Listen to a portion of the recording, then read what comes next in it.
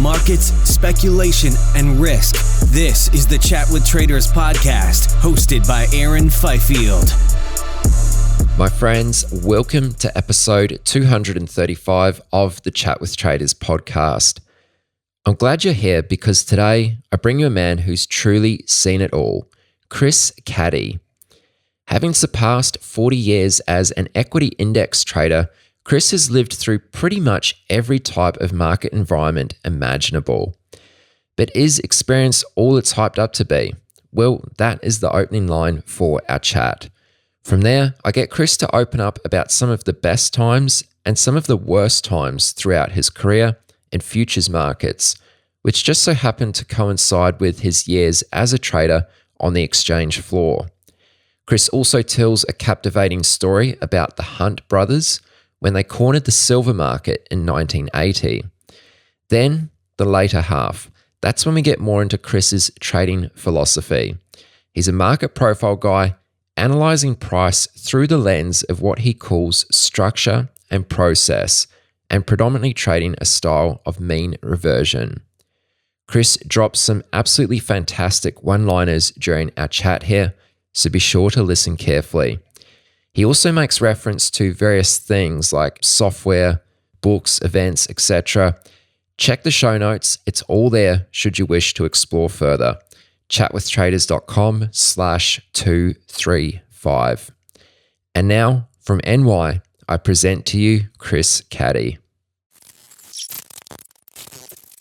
So Chris, when speaking to someone who's been in the game 40 years like yourself, it seems obvious to ask about, their experience. But one of the things which kind of struck me when we had our quick preliminary chat the other day is you made some comments which almost made it seem like experience is overrated to a certain degree.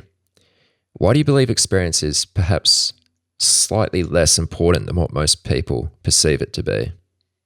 I think experience comes too late in the game and at the cost of usually some trauma associated with the obviously negative experience. I mean, there is the understanding of deja vu, and it does happen in trading, or as Mark Twain would say, things do rhyme. Exactly. So there is the gut feel, which comes with experience, but I don't think you should necessarily use experience as your only metric in regards to taking advice or finding a teacher, because as I say, it usually comes after the game is changing, and it comes after the fact in a changing game. So I would suggest that if you're looking for a teacher, to find one that is mentally flexible and also offers a way to get for your own self an emotional handle on your emotions quickly, so that they don't hamstring you when things get crazy or volatile.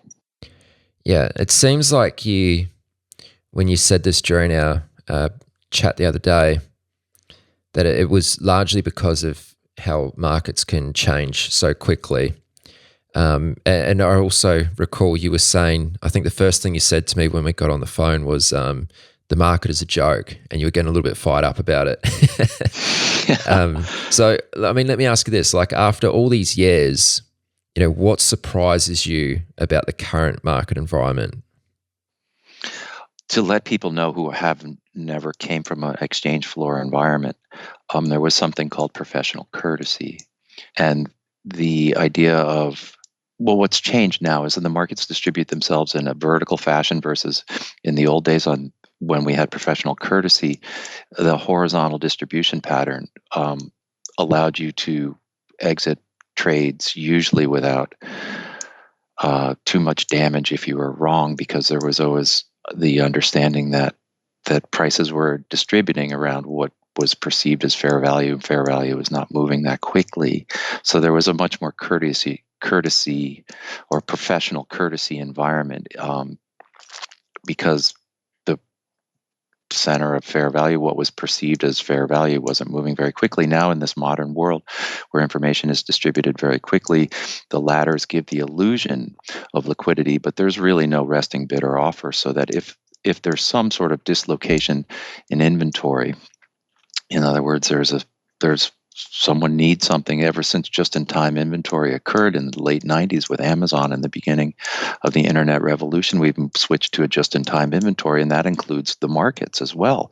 So when you have something that needs to go or something that needs to be bought, it takes time to find the other side of the trade once it becomes apparent to the screen. And because of such just-in-time inventory and the execution of people need something, or out it goes, no matter what the cost or the loss. There is no horizontal distribution. Things are moving vertically. As I said, it takes time to find the other side to the trade. So that sort of change has required that A, we become much more mentally flexible. B, you can't average because there's no resting bid per se. There's no perceived value. It's moving in a momentum based environment, and so there is no place for courtesy in that environment. And so it seems, as the people who are listening have been participating, it seems as though those boundaries of rationality in regards to what is perceived as a normal market movement have been stretched to levels that none of us have ever seen. And so, to your point about experience, it's interesting that you use the word curiosity. Not curiosity, courtesy, professional courtesy, because all the stories you hear about from trading on the floor, they're all very cutthroat. It was a very ruthless environment.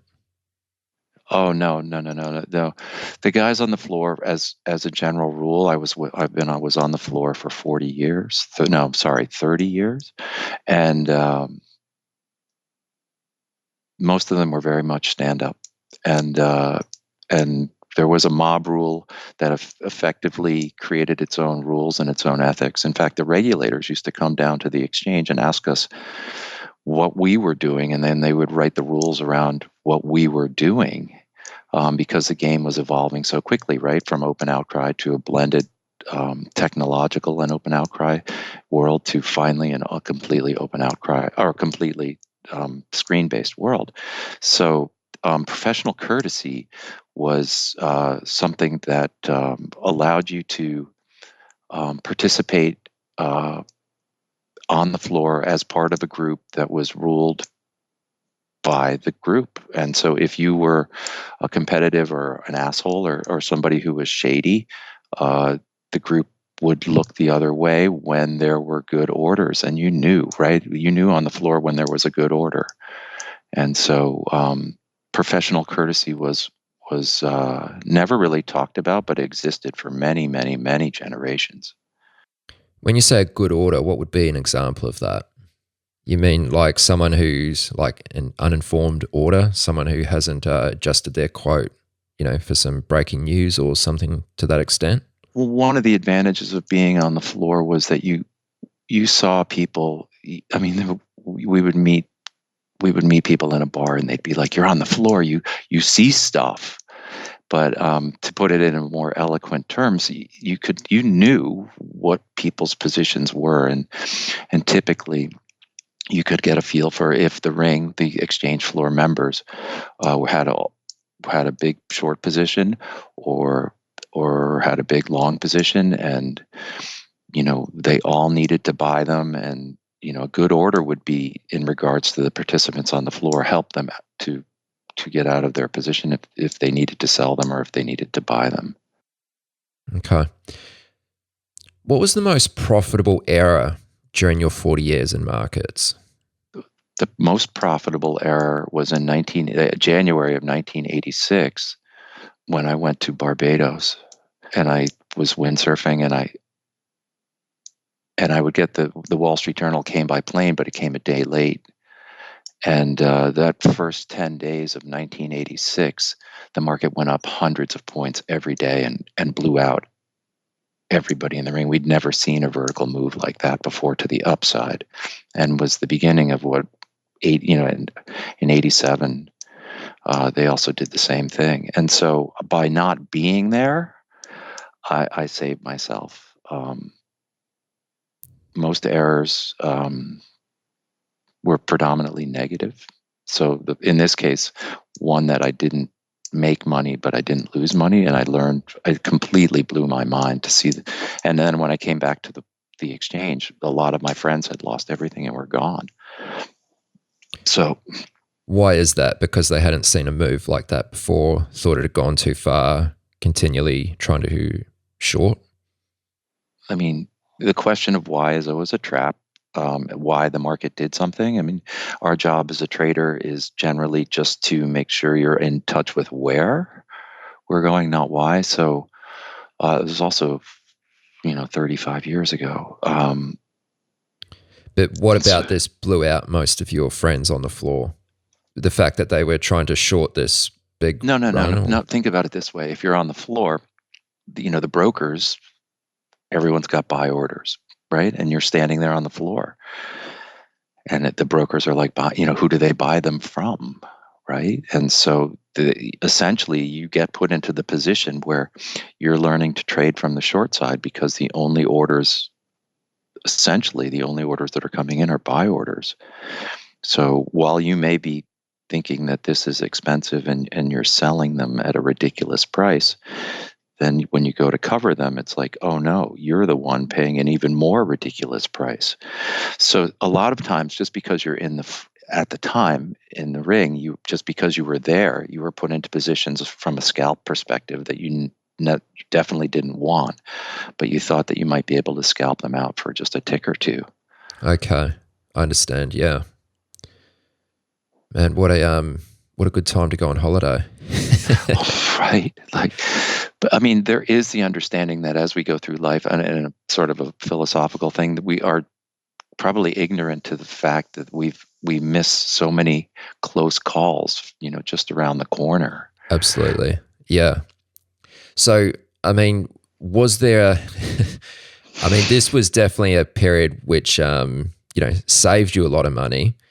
But if you think back to a time where, you were making money perhaps a lot easier than you were today, maybe that's not the case. But was there a point in your trading career, whether that was on the floor during the transition to moving to screens, where trading, I never like to use the word easy, but was a lot easier, less difficult? Right. Taleb talks about this in his Fooled by Randomness books. And he says that certain personalities dovetail with a sort of a particular market cycle. And so people confuse the background economic cycle and their personality as pure talent. And the Fed also, in the past 10 years, has created a monoculture, a single culture of people who can only buy them. And in some of these rallies that you see recently in the past week or so, you can see the sort of the rush to buy them, the incredible fear of missing out. And the markets are up 2.5% in a day, and then failed to go anywhere after that, as though it's a testament to the fact that so many people have only been able to buy them to make money, and are also afraid of missing out. But in regards to the question, I think trading becomes easier.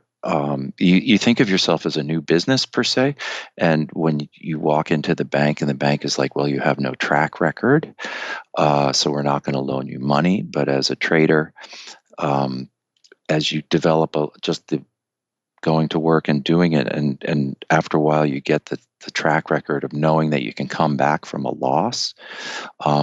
That mental understanding of this loss is a temporary phenomenon versus one that's a catastrophic loss, is one of the steps that helps you become or should we say, helps make trading easier. The the whole process itself is always going to be a learning process. So I would suggest that trading can become easier if you have a way to make sure that you don't let your emotions get the better part of you, as well as having a flexible, some sort of tools that allow you to think differently about a particular situation faster than anybody else. There is no point in saying, the ring was easier because the ring's not coming back. So it is what it is currently right now, and so it's like music, right? Music has gotten incredibly portable, right? You can trade on your phone. Um, but does that make it easier? Probably not. But it's more accessible, and the ranges are very large. So if you are cautious and you have some structure to lean against, I guess you could say that it's easier. It's easier to make more money on. It's easier now to make more money on a smaller position than it's ever been, if you're right. Let's flip the question. The flip side of this. Do you recall an era during your trading career which was the toughest time?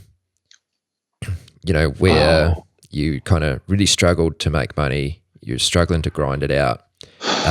Kind of some doubt started to creep into your mind. It's like, is this going to be the end? Like, was there ever a time like that?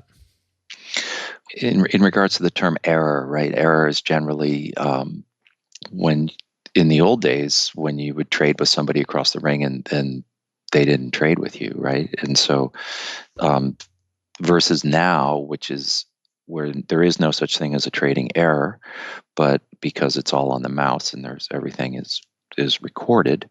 I just more mean an error as in a period of time. Oh, right. Yeah, of course. Like a tough error, a tough period of time. Oh, ERA, right. Yeah, era, sorry, accent. Right. Yeah, many, right. 1994, the S&P sat in a 30 handle range for the year. It was horrible. We just sat there on the trading floor and just sat there, right? When you see all these pictures of guys standing up in the ring, screaming and yelling in 1994, everybody just sat on the ground for a whole year and waited for something to happen. Then in the year 2000, at the highs, right, in 98, 99, and NASDAQ doubled year over year. And so that carried out a lot of people, right? That no one had ever seen the NASDAQ double year over year. And then in fact, I asked a very old guy, he was 90, 88, 90 years old, in the middle of 99. I said, would you have caught this whole move? And he said, no. And I said, why? And he said, because prudence dictates exiting a winning position long before the highs. Right? Trees don't grow to the sky kind of story. And so those moves caught everybody off guard. It had never happened in recorded history. And so, it would be like every day you get into a spaceship, you fly to the end of the universe and you get out, what's there? More universe, because it was off the charts literally every day. The chart went to new highs. Then that period, that sell-off was easier to trade from 2000. The move up in 08, where The Big Short was filmed, right? That whole thing about subprime. We had lived through a couple of those, so we were a little bit more wary, and everyone was a little bit more knowledgeable that there is no real sort of boundary. We knew that the distributions now were vertical, so that became a little easier. What was surprising was in that sell-off where we went to all the way down to 600 in the S&P, that it sat there at the lows for 5 days. And that was tough. At the time, you could buy the 700 calls and sell the 500 puts, and it was trading 666 for a credit. So you could do the fence for a credit at the lows, but you had to sit with them for 5 days, which was tough. That was that was one of the hardest long positions I've had to sit with. And the rest of that has just been straight up, which has been impossible. I mean, till now, which is now finally the traders are back in the game. But yeah, the 08 to 18, 19, right until currently was just a straight shot to the upside, 3%, 4% pullbacks. For a decade, and it was the biggest we'd get. And so it was normal to get a 10 or 20% pullback once a year in the markets historically. So the Fed, central banks, money printing did a wonderful job of stripping volatility from the economy. But now you can see that the volatility is higher, the economy is struggling. With the volatility associated with things like gasoline, things like food, and that's that's where we find ourselves today. So, I think it's more a perspective in regards to what's hard or what's not hard is more of an internal perspective rather than an external, right? If you're blaming the external situation, which is out of your control, you're essentially placing yourself as a victim, which is not the right mindset to trade with. Can I just ask you to repeat that quote that you heard from the older gentleman? What was that one? Prudence dictates exiting a winning position long before the highs. Can you just elaborate on that, please? I mean, you look at everybody has the malignant optimism of, if we only had the right drug, if we had the right therapy, only if we tried harder kind of thing, or that's malignant optimism. Or there's the Dunning-Kruger, like we talked about, or trees grow to the sky, every story has a happy ending. But being prudent means that you recognize that there are limitations. You can only be so good. As a Howie Cohen, old floor trader friend of mine, used to say, you only have so much good karma. And so the understanding that you can be right for a little bit, but there's so many inputs to the present moment that you can't see outside affecting every price, right? I mean, it's impossible, given the cause and effect of this gigantic system that we live in, to think that you have the ability to master that. Is arrogance to the is grandiosity be off the charts. So I think the older gentleman saying, again, prudence dictates exiting a winning position long before the highs, was a nice way of encapsulating the fact that your range of perception is smaller than you think, and you're part of a system that has many inputs that you can't see. I'm going to store that one in my memory. It's good. Yeah, isn't it great? Yeah, he's obviously long since passed. Can I just ask you, before we get into a little bit about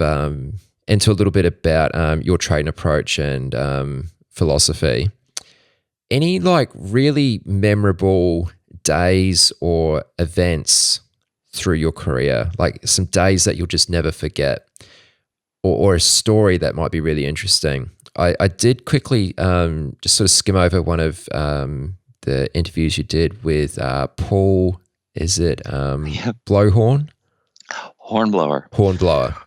And you spoke to him about chasing down a guy on the subway who was responsible for the margins on silver and blew out the Hunt brothers when they tried to corner the market. Yes. I mean, I don't know, maybe you want to share that story or anything to that extent?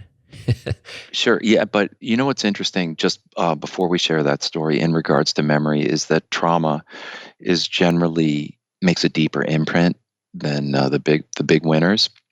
So for long-time traders, as well as people out there, and of course trauma is subjective, right? But the idea is that you need to make sure that your accumulated trauma that you're experiencing from trading is somehow integrated or diffused, so that you don't become gun shy, or you still need to have the courage and curiosity to have an open mindset to participate in this.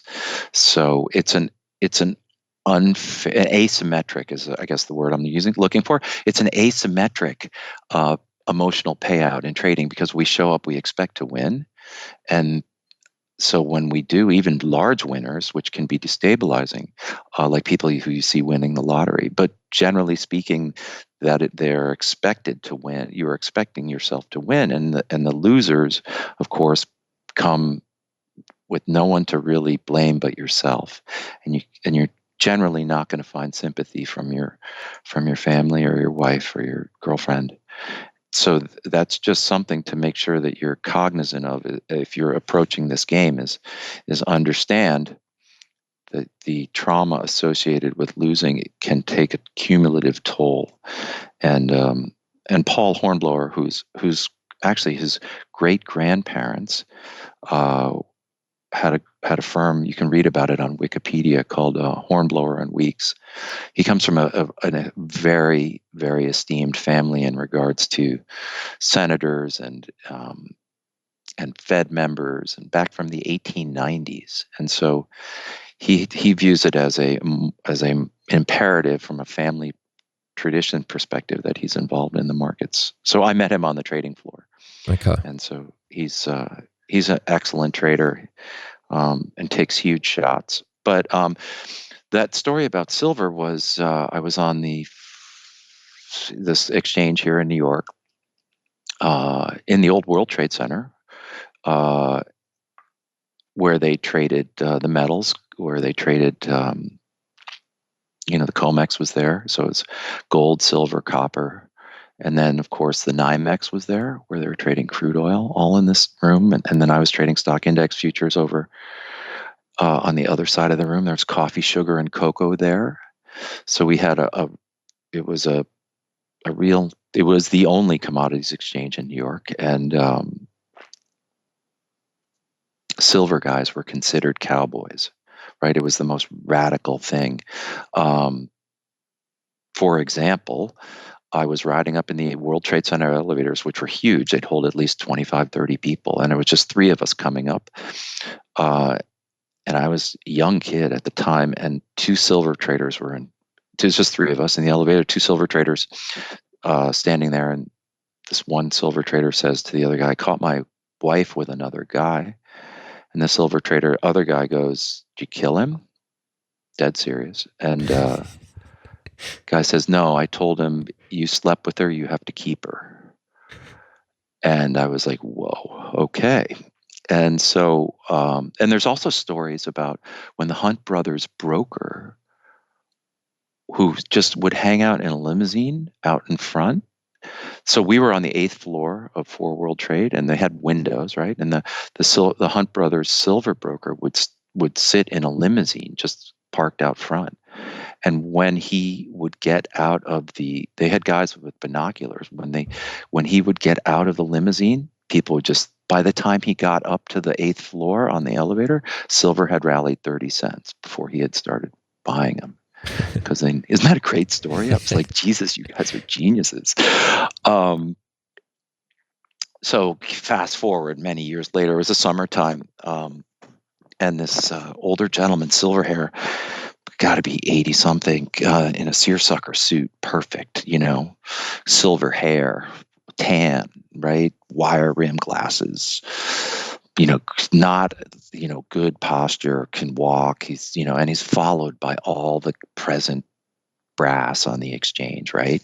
Like you see these guys. The exchange at the time was a non-for-profit thing where we elected our own presidents, and so you knew who they were, and all of a sudden this guy, and the exchange is a place, there's 5,000 of us, but you didn't, you knew pretty much everybody, and so all of a sudden, guy in a seersucker suit goes by, and he's, followed by all the important brass from the exchange, and he walks by our ring, and on his way to, I just, watching, he goes over to the metals, and then comes out, and everybody is, he must be somebody important, must be, right? Everybody's like, this guy's, I saw it on the stock exchange when I was there. My boss was chairman of the stock exchange, Walter Frank. And so I saw the way that, when people, they were like God in that world, right? It was like, this is the, this is important person. And so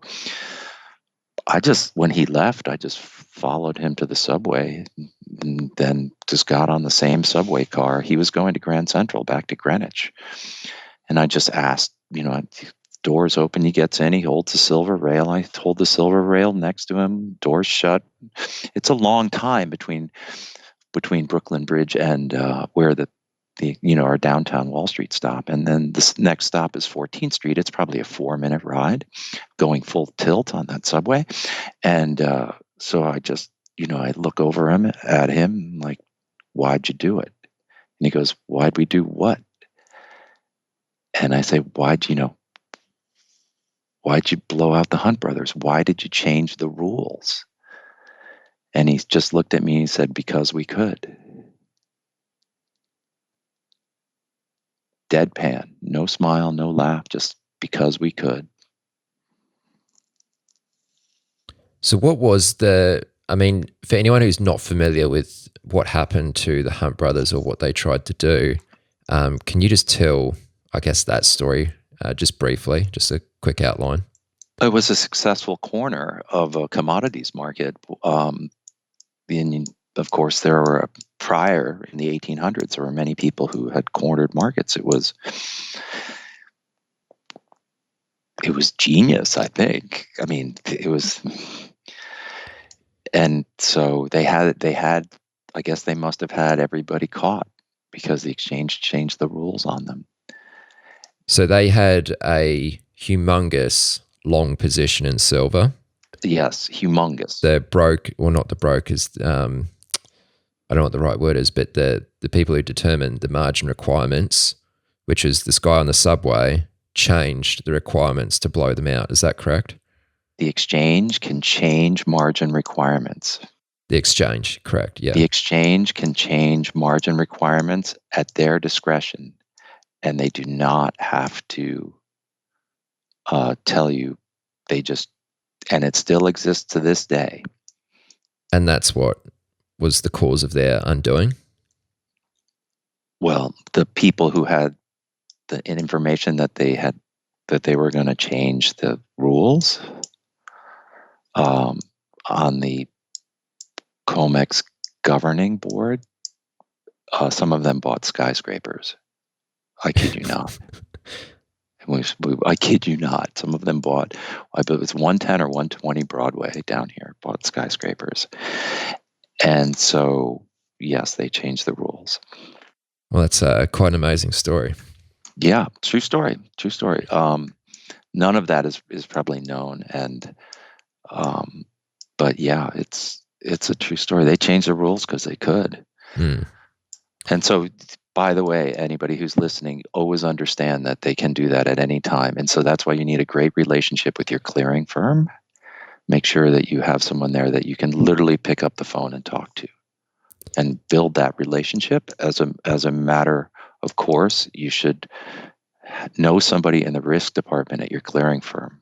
Even if you're at IB, just become friends. Just call up somebody at risk at Interactive Brokers and be like, I would like to have a personal relationship with somebody here just in case of emergency. So think twice before you attempt to corner the market. I don't think it's possible anymore. Yeah. I mean, what would be they might be able to do it in lithium or one of these weird rare, like nickel. Didn't nickel have some sort of? Yeah, that went berserk a couple months ago. Right? Was it a Russian guy? Asian of some sort, I think. Yeah. Was Asian or Russian? I forget who it was, but yeah. I mean, so in an esoteric commodity that's probably got a few producers and a large short interest. I mean, you see them doing that in stocks. They did that with GameStop and AMC. Yeah. All right, Chris, let's change gears a little bit here. I'd love to get into some more about your trading approach, how you look at markets these days, how you think about markets, how you try to make sense of it all. So just a very short version, and then we'll obviously dissect it a little further. What type of trader are you today? Like day to day, what sort of things are you doing? I'm trading indexes or crude if it's extremely nasty. I always say crude traders should moonlight in a dungeon, but lately it's been... What does that mean? Oh, they should be the people who like turn the torture up. They're so used to crude is one of the most difficult and painful things to trade. So I'm like, the guys who trade crude should moonlight as one of these dungeon masters.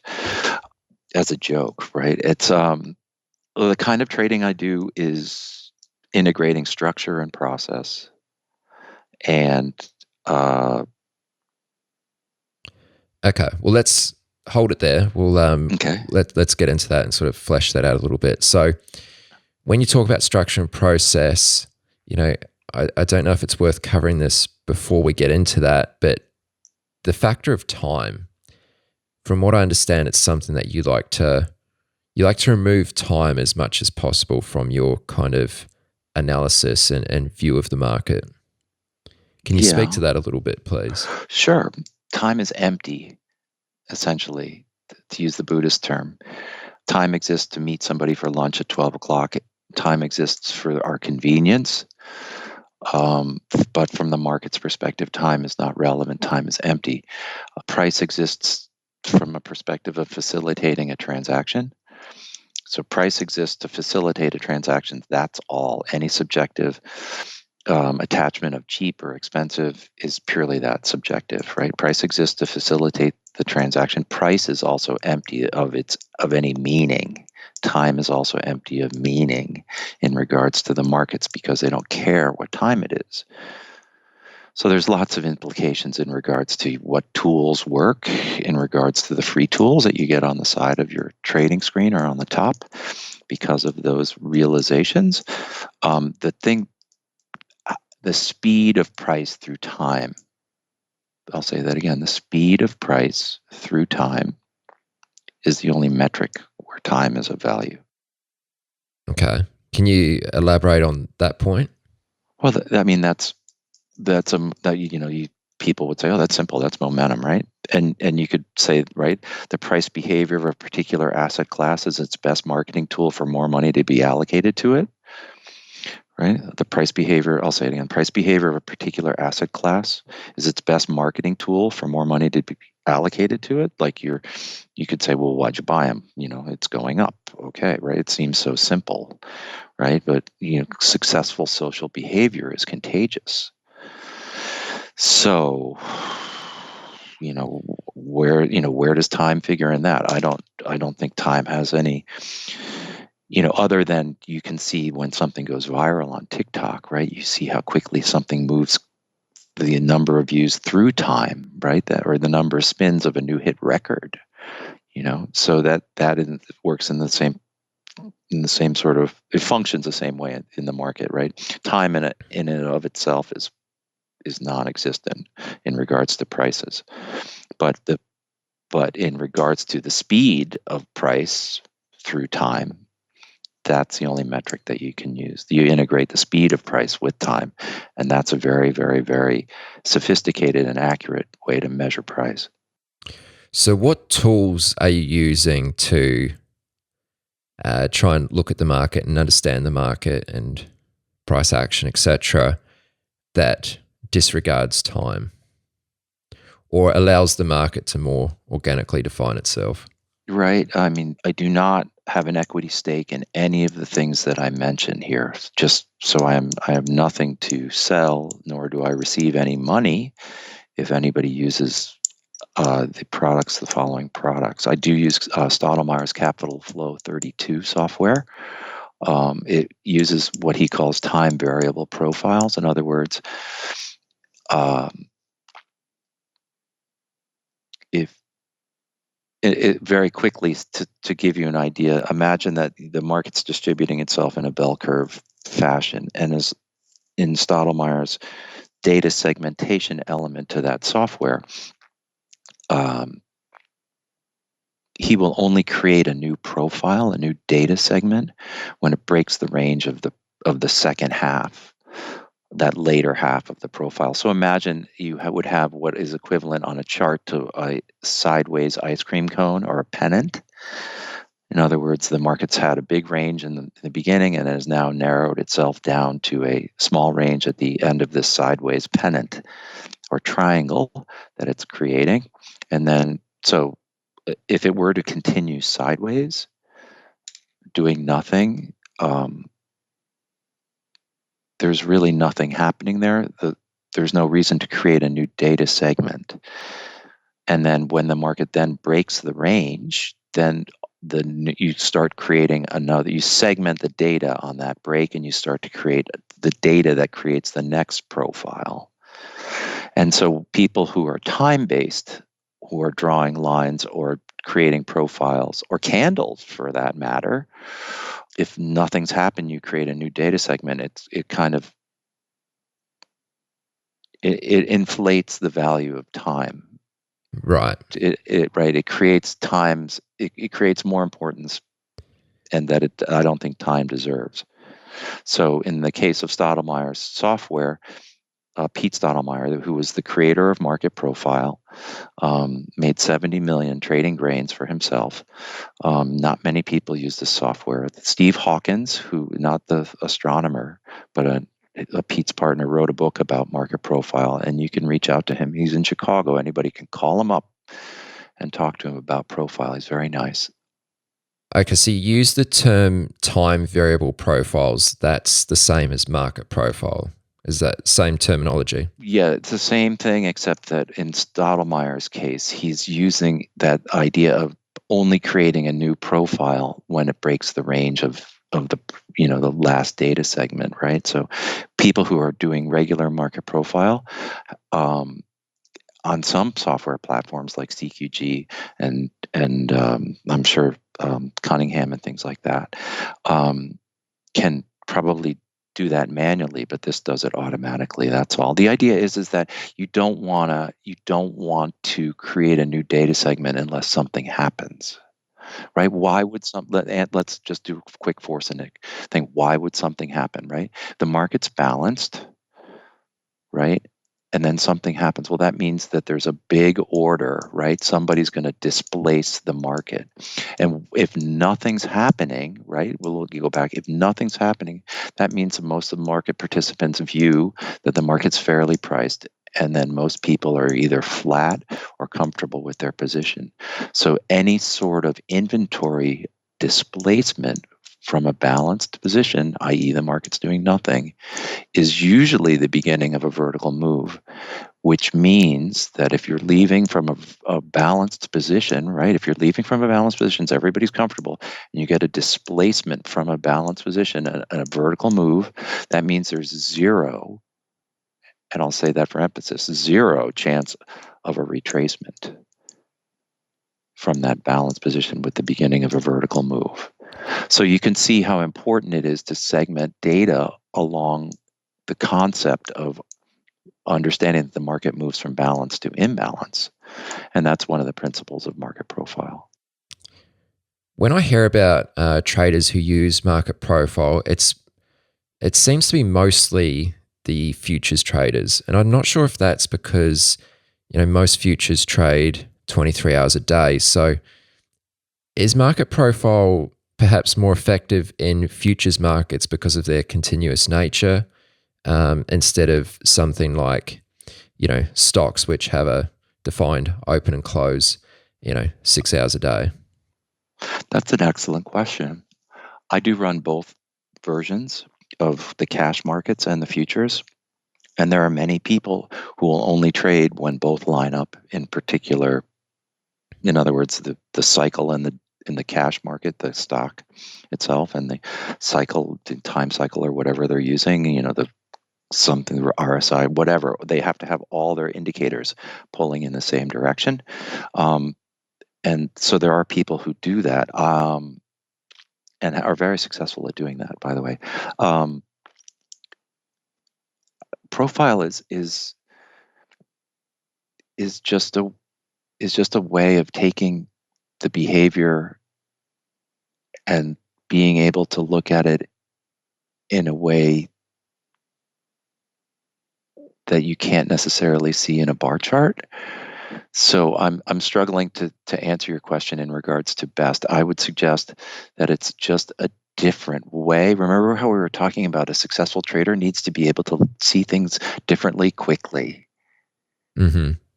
And so this may just be another way to take the same price action but give you a different perspective.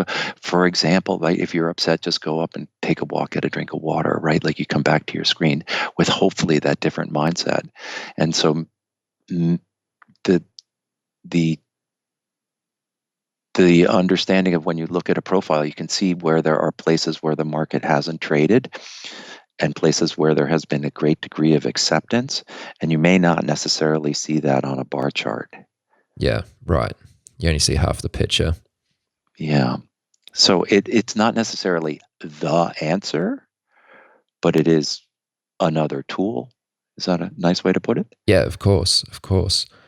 you speak a lot of, or use the terminology a lot. You haven't done it quite so much in our call up to this point, but I know from hearing you speak and other content you've put out there, you use the terminology structure and process. Can you speak to that a little more? Like, what are you referring to there? Well, the markets are when you trade every day. When I was younger and I was on the floor, I'd ask the older guys, what's it like? You've been here 50 years. They'd say it's like a bad marriage. You're coming to work every day trading. This thing has its own personality. You don't necessarily like it every day. And so I started studying systems theory, which is a family therapy sort of thing, out of the Center for New Rochelle. I was reading Tom Fogarty's and Bowen's unedited, unpublished compendiums, and then started reading John Gottman stuff out of Seattle. He's one of the world leading experts on divorce, and I was convinced that financial stress creates the same sort of stress that a bad marriage does. And where do prices go? They always go to where the most pain is. And even Sotomayor would say stuff like, do the hard trade, right? So I figured there had to be a giant psychological component to or behavioral component to economics. So I read that stuff for probably 5, 7 years, 10 years. And in there was the understanding of there's structure within a relationship or a marriage or whatever you're doing, and process, the associated sort of here and now affecting you or you're dealing with. And so you could say structure could be your gut feel of the market, right? And the process would be the tape going by, right? Trying to read the tape. You could say structure in a relationship would be you've had 80 it's, or just even the beginning of a relationship, right? You've had 8 good dates, and then on the 9th date you have there's some sort of disagreement, but you have enough of a track record, right? You have a positive structure to sustain the negative process, right? And so the understanding is that you see the same thing in the market, right? If you understand how to read market structure, then you measure the process against the structure. So structure would be a little bit of a longer look back. Structure would be bigger data segments, whether you're using profile or things of that nature, or longer term moving averages, right? So structure and process. And so when you have a positive structure and you have a positive process, that should be one of those days that you would call a trend day, where the market just goes straight up, right? And so you can see that there are sometimes days where you have, in the context of an uptrend, where you see that people are buying the dip, right? And so you have a negative process against a positive structure, right? So stuff like that. So just the concept of, and so in my case, right? And so my case, I look first at the longer term stuff and then bring it down to the shorter term. And on my charts, I have a 1 minute, a 10 minute, a 30 minute, and a daily, right, of the same thing. So you can be cognizant of where you are in all time frames. And that's, I think, important to have an understanding of process and structure in that regard. Does that answer your question? It does. But that last part was interesting, because you said you've got a 1 minute, a 30 minute, etc. Right. Which is obviously refers to time, which you try to remove, right? Right. For sure. But I mean, I don't live in a vacuum. I understand that other people are going to use this, and you're still looking for, essentially, we're trying to put together the pieces of the puzzle. And so a lot of that is, what does the market want to do, right? It's not about what I want to do. I mean, think about it, right? We come to work, it's like we have to dance with who brought us. Mm-hmm. We have to trade what we see, not what we think. What does the market want to do?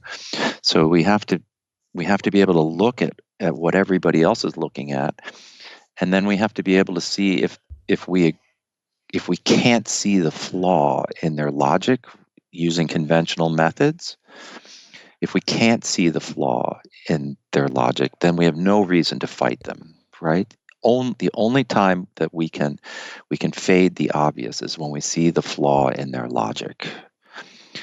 And so that comes from thinking originally and do, trading is not a neat and all tied up in a bow experience. It's really messy. Like essentially, what does trading teach us? Right? It teaches us that life is messy. It teaches us that we need grit. It teaches us that we need to come back from negative experiences. So it helps to understand through. In my case, I'm using a flow chart, a trade flow chart on CQG, a 1-minute chart with a reversion to the mean program. Everybody should build that, right?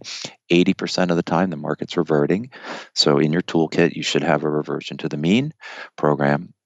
Then in my 30-minute, I use a 30-minute bar chart with a 65 period and a 33 period moving averages. And when those lines go flat, everyone should build this too. A 30-minute chart with 65 and 33 period moving averages. When the lines go flat, that's essentially a quick and dirty way to see if the market's balanced. And so we know from a balanced position the market has doesn't mean it has to, but it has the ability, keep going, be balanced forever, but it probably won't be.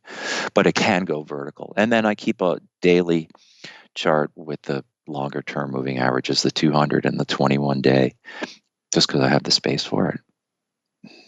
I don't want to gloss over the point you made there about how, did you say 80%?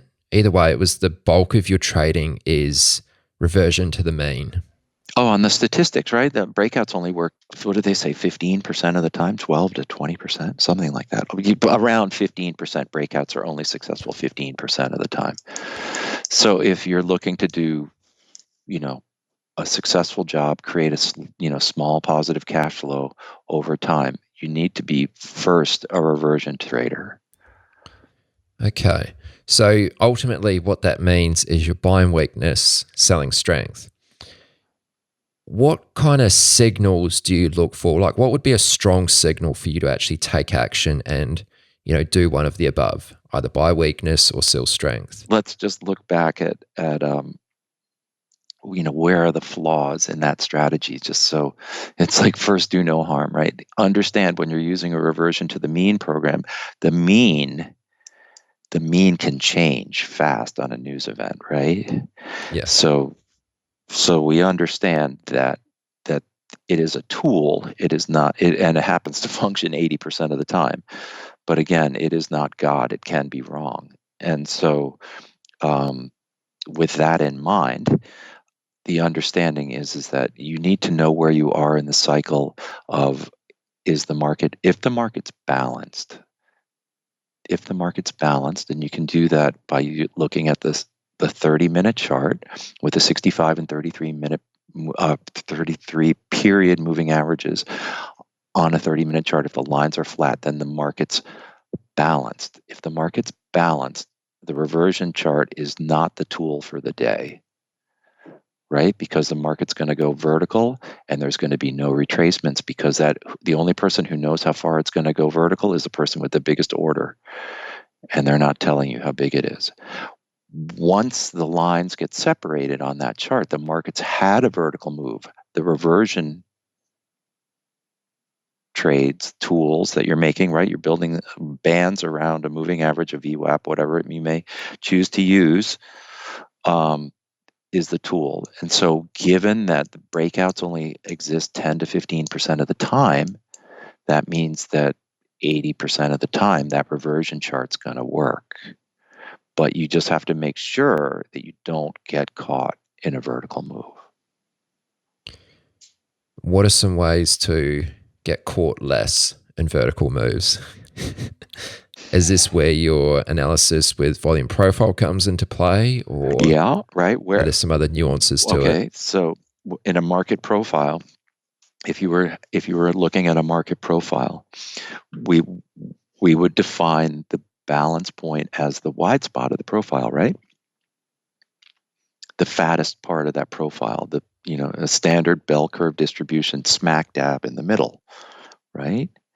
So when a market, or in the case of that 65 and 33 moving average on a 30-minute chart, when the lines go flat, it's not a crossover system. When the lines come together and the lines go flat, right, that's telling you that the market participants have decided this, for whatever reason, this is a fair price, right?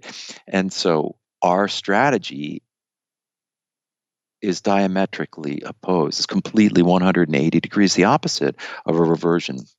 The understanding is that when the market's balanced, it's going to go vertical from that balance point. Always does.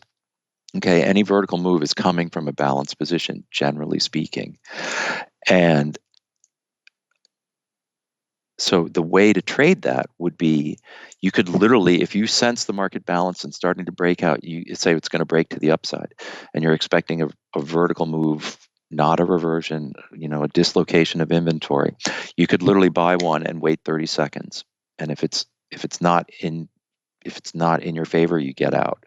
But you could literally write a program that would say buy one, and then 30 seconds later buy another automatically, and then buy another 30 seconds later, and then buy another. And then as soon as the next 30-second entry level is below your most recent entry, you just get a box that shows up and says, would you like to exit the trade? This entry is no longer at a higher or low, in the direction that you're trading, and just hit exit. And that would be the way you could trade and exit. No, as far as I know, no one has written that program, or they are doing it in high frequency shops. But that would be the way that you would trade the market from a vertical, a balanced position, expecting it to go vertical. The same thing works to the downside, right? And then the reversion is 180 degrees the opposite, right? So now, after you've had the vertical move, this is where the art of trading comes in. How far is too far, right? Does prudence dictates exiting a winning position long before the high? Not every tree grows to the sky. Nobody, there happily ever. Not everybody has happily ever after, right? The idea is how far is too far with vertical, and you start to trade the market's going to go through this cycle of vertical and then get balanced. Well, as the market's getting balanced, in other words, think about it this way: as you have spent more time going vertical, more and more people have gotten on board, which means that the idea is that more and more people will now have that same position, which will lead to retracements, which lead to the market getting balanced. So the best time to initiate with a reversion program is early in the cycle of the balancing site part of it, right? It's almost like, if the market's going up, it's like you're selling them hoping for somewhat of a reversion before anybody else, that first little dip or something like that. Anyway, the point is that you switch from the market leaving a balanced position, and we know that there is zero chance of a retracement because everybody's got a balanced position. Everybody's going to be trying to get on board. And everybody's, there's no chance of retracement when the market's going vertical from a balanced position.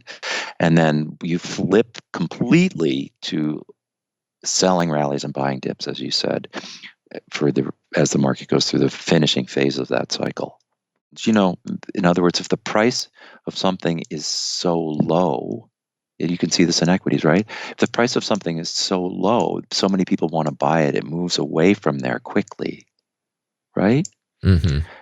And if the price of something is too high, it moves away from there quickly, right? Leaving a tail, which means that the true opportunity at the low is a finger snap, and the true opportunity at the high is a finger snap. Which means that if you think something is the low and you buy it and it gives you a second chance, it's not the low. Right? And if you sell something at the high and it comes back there, it's pretty good chance it's not the high.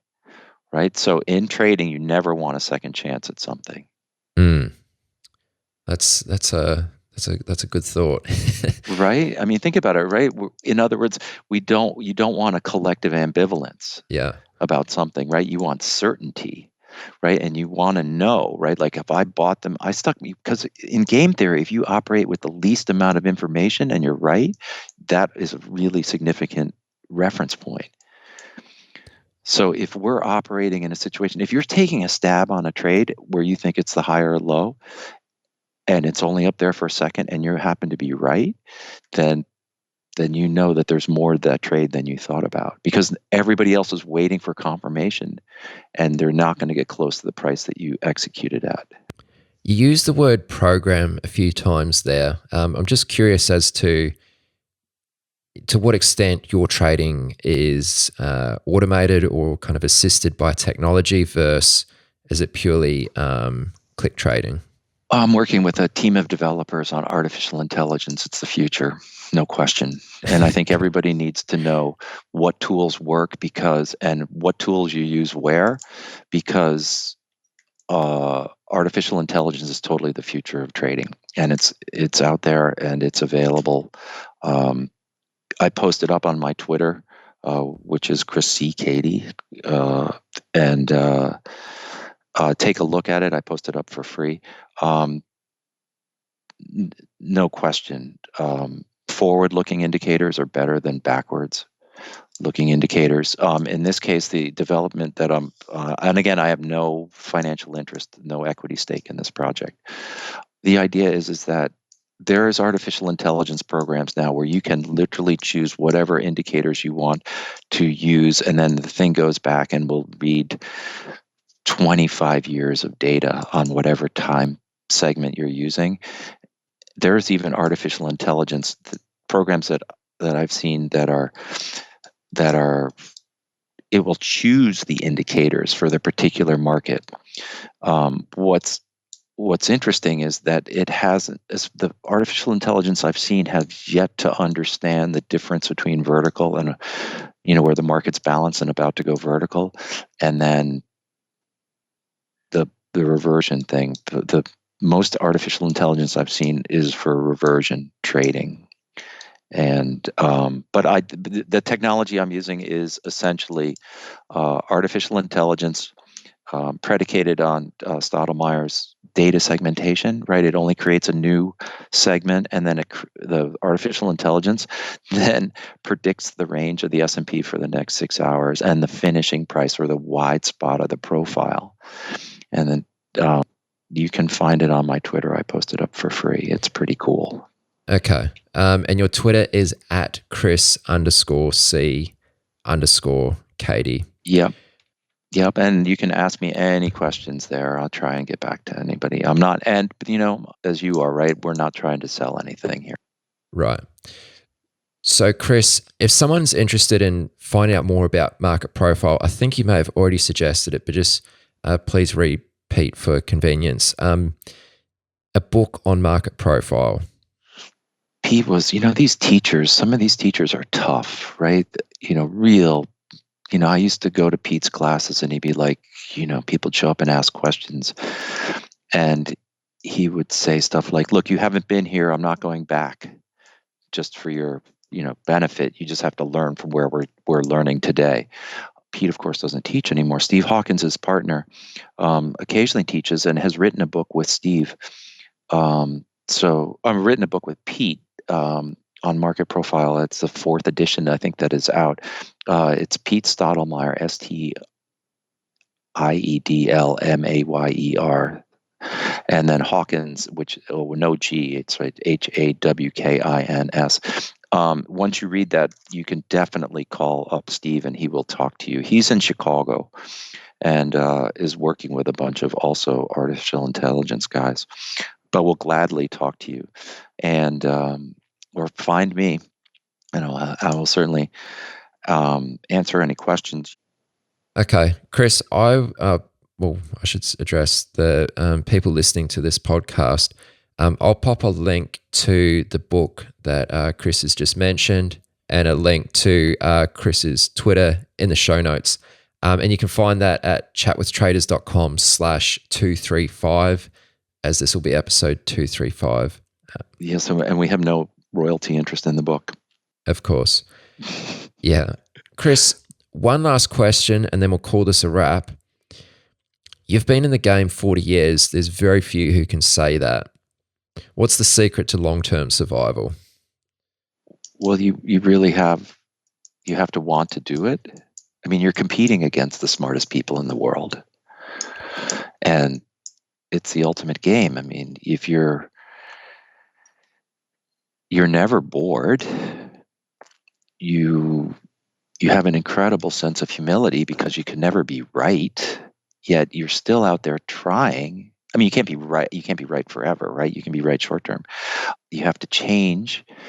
If you're interested in a path for personal growth, I mean, I'm not trying to be cheesy, but let's put it this way, if you're stiff-minded, if you think you're hot stuff, if you aren't flexible, if you lack courage, and you want someone to be your boss and tell you when you can go on vacation, then fine, right? You live in the rest of the world, right?